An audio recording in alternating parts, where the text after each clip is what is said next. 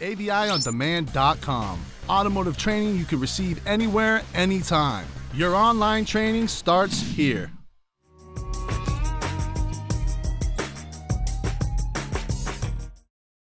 So the internal combustion engine, to keep in mind, has never been a really clean design, which is why all the technology is trying to get away from that. And they started with hybrids, and now they're going to full electric vehicles. It's never going to be 100% efficient of a power plant, because every one of those piston rings, even if the engine wasn't worn at all, every one of those piston rings have a ring end gap. And I know we're supposed to stagger them and everything else, but we never have 100% efficiency going on inside of a gasoline engine or a diesel engine as a result of those piston rings. So what the manufacturers have tried to do over the years is they try to add subsystems to the vehicle to try to clean up the fact that we're not dealing with a 100% efficient gasoline engine. It's not really a dedicated GDI presentation here, but one thing I wanted to take a little side note, because this is kind of dangerous. You guys know that GDI now sprays the fuel directly inside the cylinder.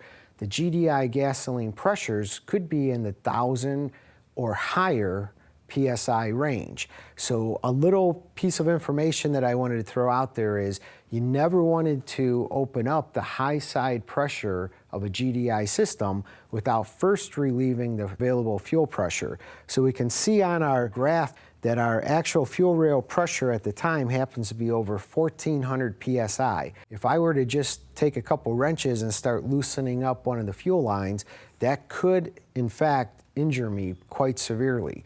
So the easiest ways to do this, if you have a factory scan tool, a lot of times you can bleed down the fuel pressure, or you could simply just go ahead and remove the fuel pump relay out of the fuse box, crank the vehicle over, and allow that pressure to drop normally. You can see it on your scan tool. Once it gets to be about 30, 50 PSI, somewhere around there, it's safe to go ahead and work on the fuel system on those GDI vehicles. So the conventional perspective of the internal combustion engine has always been sense and adjust.